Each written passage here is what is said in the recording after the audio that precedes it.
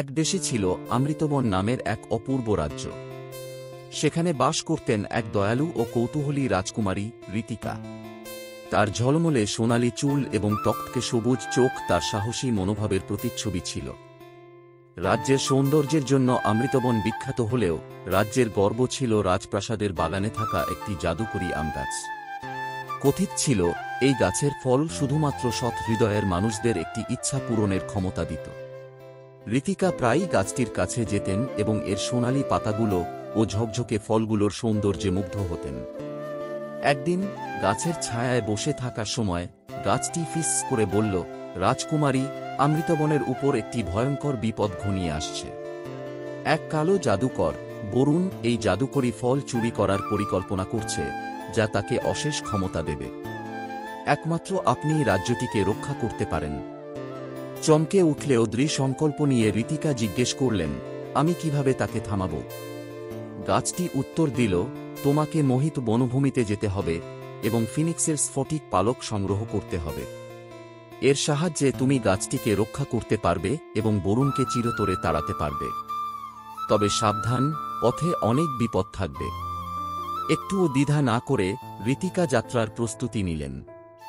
নিজের সাহস এবং গাছের দেওয়া এক ছোট পাউচ ভর্তি জাদুকরী ধূলিকণা নিয়ে তিনি মোহিত বনভূমির দিকে রওনা হলেন।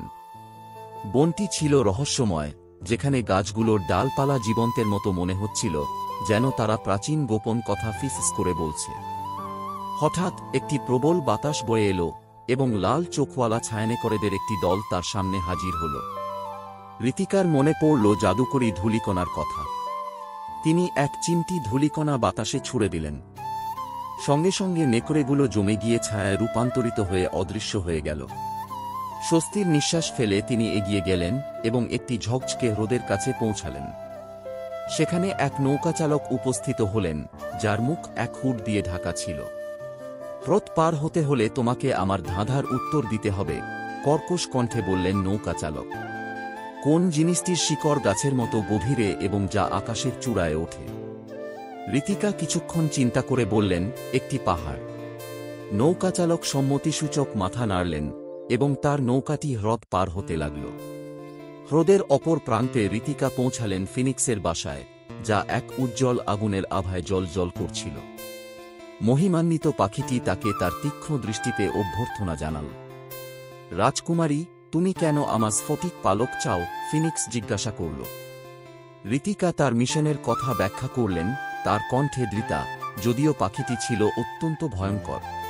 তার সাহস এবং আত্মত্যাগে মুগ্ধ হয়ে ফিনিক্স নিজের ডানা থেকে একটি ঝকঝকে পালক ছিঁড়ে তাকে দিল।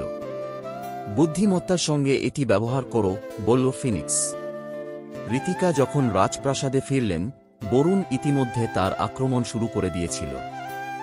জাদুকরী আমগাছের ওপরে কালো মেঘ জমাট বেঁধেছিল, আর বরুণ এক ভয়ানক হাসি হেসে চলছিল। কিন্তু ঋতিকা প্রস্তুত ছিলেন। স্ফটিক পালকটি উঁচু করে ধরে তিনি এর শক্তি আহ্বান করলেন।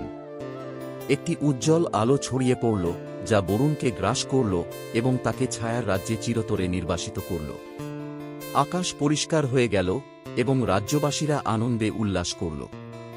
ঋতিকা স্ফটিক পালকটি গাছের গোড়ায় স্থাপন করলেন, যা ভবিষ্যতে গাছটির সুরক্ষা নিশ্চিত করল। সেই দিন থেকে অমৃতবনের মানুষ ঋতিকাকে শুধুমাত্র তাদের রাজকুমারী নয়, তাদের নায়িকা এবং জাদুকরী আমগাছের রক্ষক হিসেবেও সম্মান জানাল। এভাবেই ঋতিকার সাহস এবং দয়ার কাহিনী একটি কিংবদন্তি হয়ে উঠল, যা সকলকে অনুপ্রাণিত করল।